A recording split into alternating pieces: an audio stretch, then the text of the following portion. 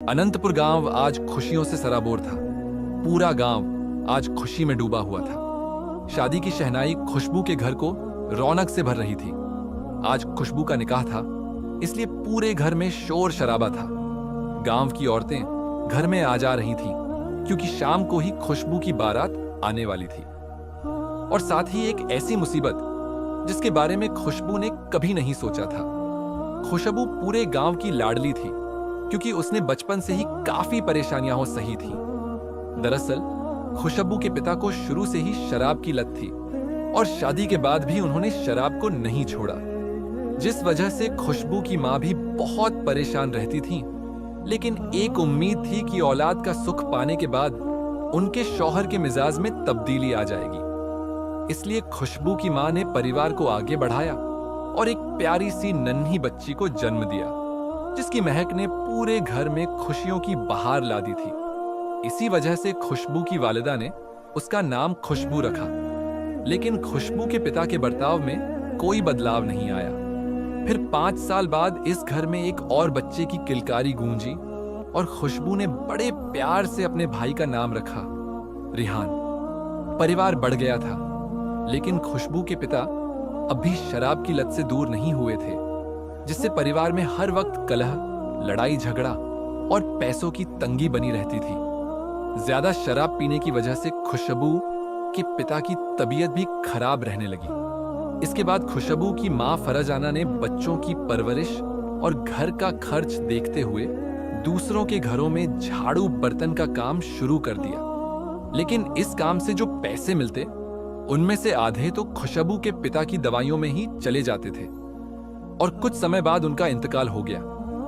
अब पूरी तरह से घर की जिम्मेदारी फरजाना पर आ गई थी।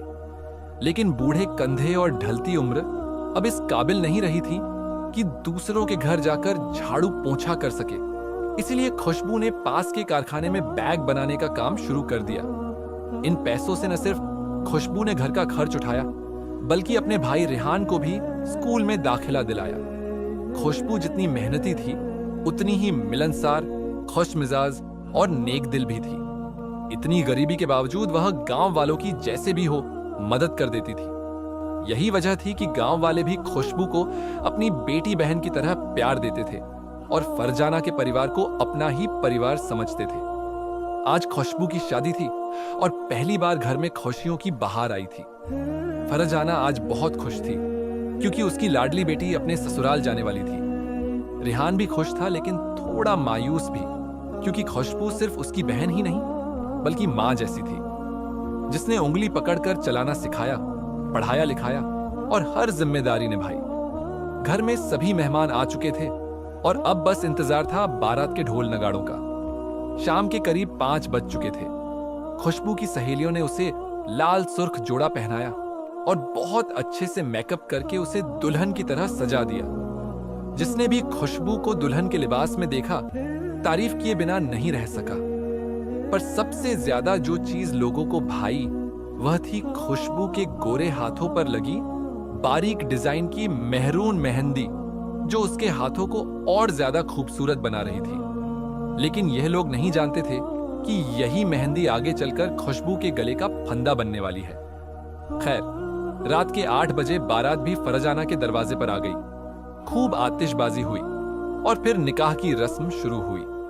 सारे इंतजामात बहुत अच्छे से किए गए थे, इसलिए बारातियों को किसी बात की कोई शिकायत नहीं रही। सभी रस्में पूरी होने के बाद अब विदाई की बारी थी। खुशबू को दूर जाता देख घर वालों का दिल तो मायूस हुआ ही, साथ ही गांव वालों की आंखें भी नम हो गईं। खुशबू सबसे मिली और फिर अपने शौहर आतिफ के साथ कार में जाकर बैठ गई। लेकिन उसके आंसू अब भी लगातार बहते जा रहे थे। खुशबू का ससुराल उसके घर से करीब 2 घंटे की दूरी पर था, इसलिए सभी लोग जल्दी ही घर के लिए रवाना हो गए। जब वे मेन रोड पर पहुंचे तो देखा कि गाड़ियों की लंबी कतार लगी हुई है। दूर दूर तक बस गाड़ियां ही गाड़ियां नजर आ रही थीं। इन्हें पार करके आतिफ के घर तक पहुंचने में 2 की जगह 4 घंटे लग जाते। इसलिए आतिफ ने अपने रिश्तेदारों से कहा, क्यों ना शॉर्टकट रास्ता ले लिया जाए। यह रास्ता एक घने जंगल से होकर जाता था जहां से इक्का दुक्का लोग ही गुजरते थे। इसी जंगल में एक सदियों पुराना कब्रिस्तान भी बना हुआ था, जिसे लोग दहशत का दूसरा नाम मानते थे। लेकिन आतिफ आज के द्वार का पढ़ा लिखा नौजवान था।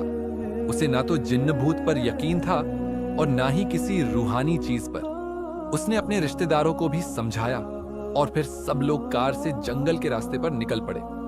रास्ता पूरी तरह सुनसान और वीरान था। लहराते पेड़ों से टकराती हवा पूरे जंगल में एक डरावनी सिहरन पैदा कर रही थी, जिससे माहौल और भी ज्यादा भयावह लगने लगा। लेकिन आतिफ और खुशबू बेफिक्र थे। ये नया शादीशुदा जोड़ा अभी भी हल्दी और मेहंदी की खुशबू में डूबा हुआ था। रात के करीब 12:30 चुके थे। जंगल में सिर्फ जंगली जानवरों की आवाजें और कारों की गड़गड़ाहट गूंज रही थी। तभी इनकी कार एक पुराने कब्रिस्तान के पास से गुजरी। अचानक कार झटके खाने लगी, कभी रुकती, कभी आगे बढ़ती। कार के इस अजीब व्यवहार से खुशबू का दिल जोर जोर से धड़कने लगा।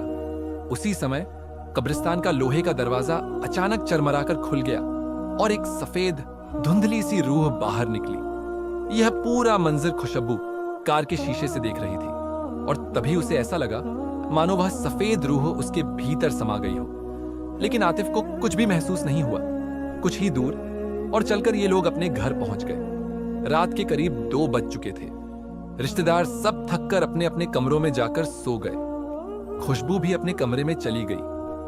आतिफ जब उसके पास बैठा और उसकी गोरी हथेलियों पर लगी गहरी सुर्ख मेहंदी पर नजर पड़ी तो वो भी तारीफ किए बिना नहीं रह सका। उसने प्यार से खुशबू का हाथ थामा, लेकिन तभी उसके चेहरे की रंगत उड़ गई, क्योंकि हाथों से खून टपक रहा था। मेहंदी खून में बदल गई थी और वही खून अब आतिफ के हाथों पर भी लग चुका था। ये देख आतिफ पूरी तरह घबरा गया। उसने जल्दी से कपड़ा उठाकर हाथ पोंछा, लेकिन अगली ही पल और हैरान रह गया। अब ना तो हाथों पर खून था और ना ही कोई निशान। आतिफ का चेहरा पीला पड़ गया। उसे समझ नहीं आया कि ये सब हकीकत था या कोई भ्रम। उसने जब खुशबू की तरफ देखा तो वो अब भी घूंघट ओढ़े शांत बैठी थी। आतिफ ने डरते हुए उसका घूंघट हटाया और जब उसका चेहरा देखा तो उसकी सांसें अटक गईं। खुशबू का चेहरा पीला पड़ चुका था। उसकी आंखों में एक अजीब उदासी और डर साफ झलक रहा था। और तभी खुशबू ने एक भारी डरावनी आवाज में कहा, अब ये सिर्फ मेरा है, इस पर सिर्फ मेरा हक है, इसे कोई हाथ नहीं लगाएगा। यह कहते ही उसकी आंखें सुर्ख हो गईं और वो जोर जोर से चीखने लगी। आतिफ सहम गया। उसे समझ नहीं आ रहा था कि खुशबू की आवाज इतनी भारी कैसे हो गई और उसका यह डरावना रूप देखकर वह कांप उठा।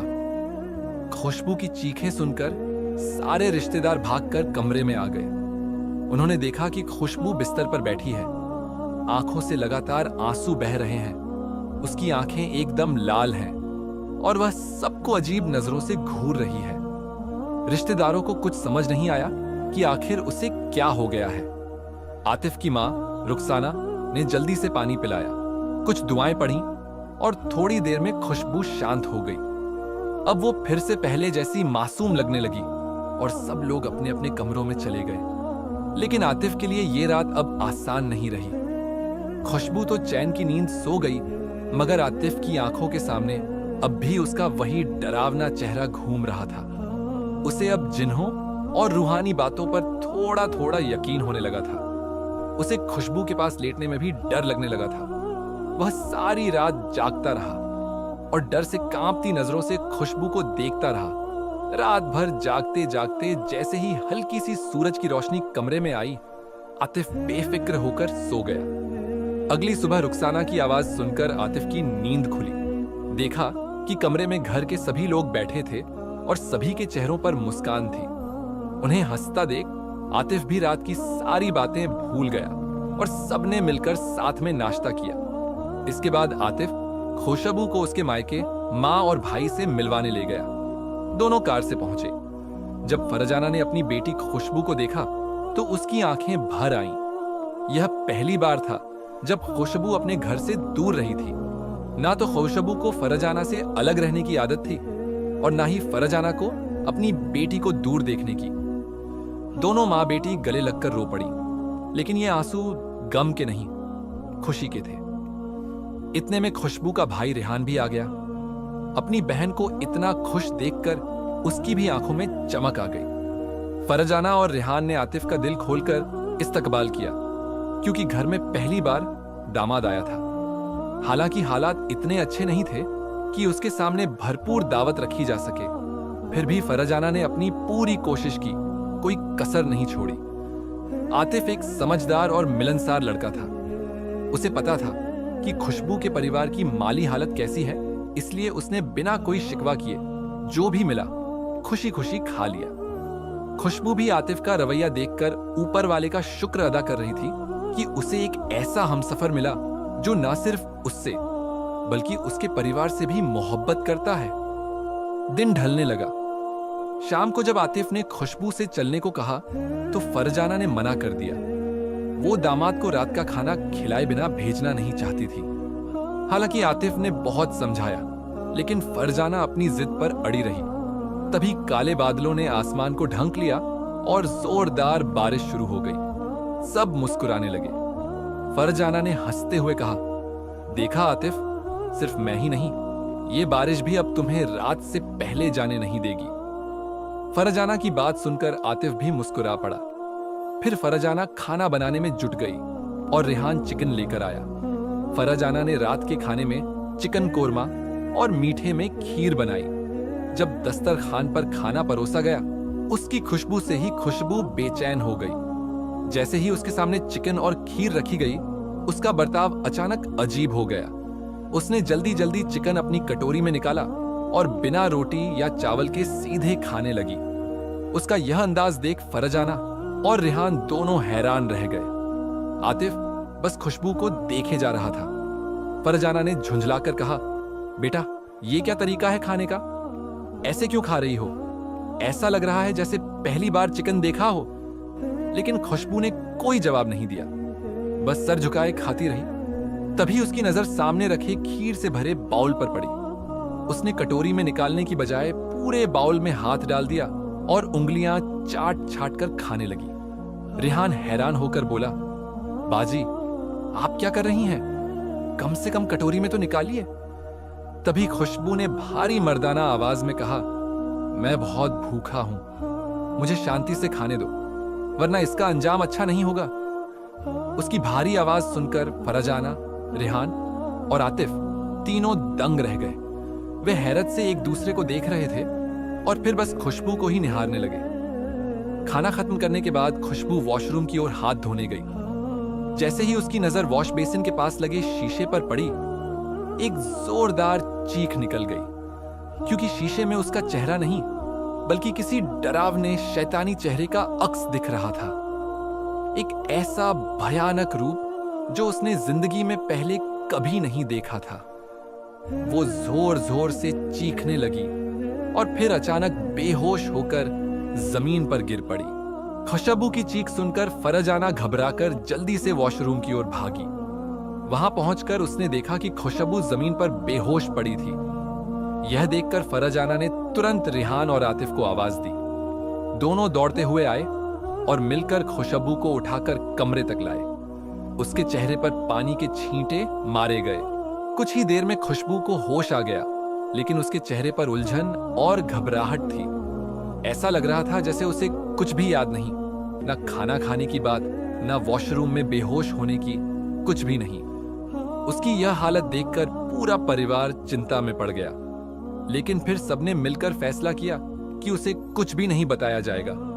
फरजाना नहीं चाहती थी कि उसकी बेटी अपने नए ससुराल में किसी परेशानी का सामना करे या कोई उस पर उंगली उठाए, इसलिए सभी ने यह बात वहीं दबा दी। इसी सब में रात के करीब 10 बज चुके थे। खुशबू और आतिफ ने घर वालों से विदा ली और कार में बैठकर अपने घर की तरफ रवाना हो गए। लेकिन कुछ दूर ही चले थे कि फिर से बारिश शुरू हो गई, और इस बार इतनी तेज कि कार के शीशों से बाहर कुछ भी साफ दिखाई नहीं दे रहा था। आसमान काले बादलों से ढक गया था और घना अंधेरा चारों तरफ फैल चुका था। आमतौर पर अगर ये लोग मेन रोड से जाते तो 2.5 घंटे में आसानी से पहुंच सकते थे, लेकिन वे लंबा रास्ता नहीं लेना चाहते थे, इसलिए आतिफ ने फिर से शॉर्टकट वाला रास्ता चुन लिया।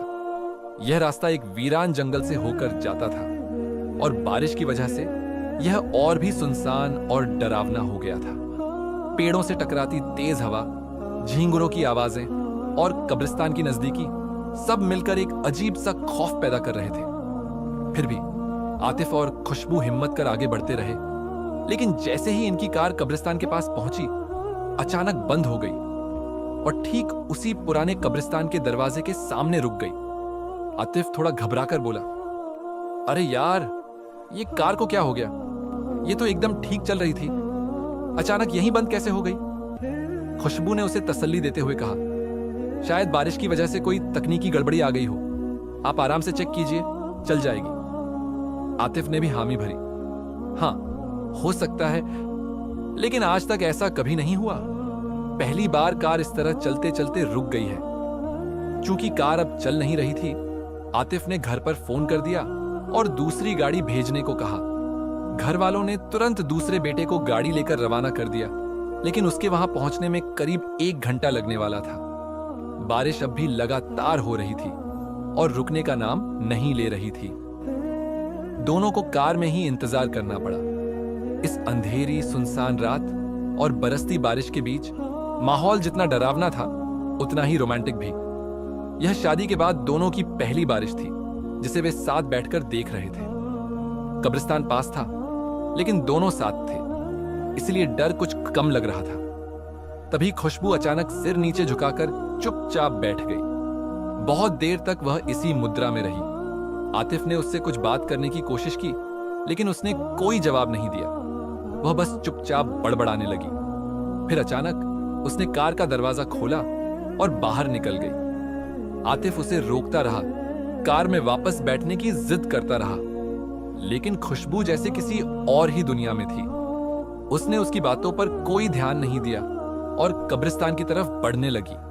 यह देखकर आतिफ भी कार से उतरा और भागते हुए उसका पीछा किया। उसने उसका हाथ पकड़कर वापस खींचने की कोशिश की।